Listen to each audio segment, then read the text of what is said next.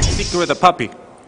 I think they played very bad because I'm sorry, they had like a lot of options to maybe do something, but I think their strategy itself involved too much risk. If we do not do any crucial mistakes, then we will just win the game. It was like they were always on the back foot because of their lineup. So I mean, like I can't maybe say that they played bad, but it's just that their strategy could not let them do much.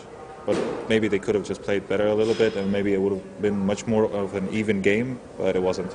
Because we always wanted to try out techies, and Zaya is a really big fan of that hero, and it's pretty much like it involved them to deal with the techies, and it's always good to have an offlaner, which they have to put a lot of emphasis on. Like techies puts a lot of pressure on the enemy, so it was very good because we had our lineup set up already, and the techies just gave more damage, more nuke, more pressure and stuff. Well, I think ganks are, it's just how the Chinese play, and it might be connected to the fact that everybody was copying a lot of Chinese strategies and like trying to win them, because the Chinese were quite dominant on some tournaments, and that's how they play, and that's how everybody started maybe playing, and that's how a lot of clashes happen and a lot of fights happen, and possibly like people, if they gank, they go for objectives also. So if you gank and you succeed, you maybe take down towers, so everything becomes pushy.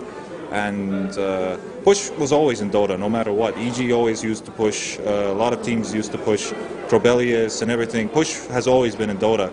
It's just that some of the supports that are right now in the meta, they are very good at ganking. Lion, Vengeful Spirit, AA, all of these heroes are very good at ganking, so you just naturally have to play the heroes which are buffed. For now, it seems like the Chinese teams are not having such a good road in the group stages. I think they can win a lot of games, but they throw, in my opinion. Like they do a lot of weird moves and then they just lose the game, and they don't need to do those weird moves. I think if they're very disciplined, they can just win the games. I think they might not care because the group stage, everybody's going to go through and play, besides the bottom four. But for now, I see less and less discipline from the Chinese teams, which is very awkward because they should be the most disciplined ones in Dota overall. But overall, I feel like everything will be soon like the same once the group stage, like today's second day, third, fourth, fifth day might show some things, and playoffs are always going to be different. Best of ones are always weird, so I can't really think of much right now. Newbie seems like they haven't been scrimming that much, so they're not really that practiced maybe this version, but I don't know, time will tell. They can adapt easily.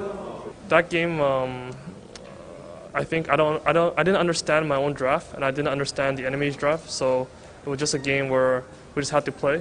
And I think we actually would have won if we just played calm instead of dying everywhere. Oh, at the end, when we tried killing, their Naga had no buyback, so I had no buyback as well. We thought that if we buy back and we kill them, then we win the game. So I don't think it's really careless. It's more like that was the best way to win the game, but we didn't do it properly.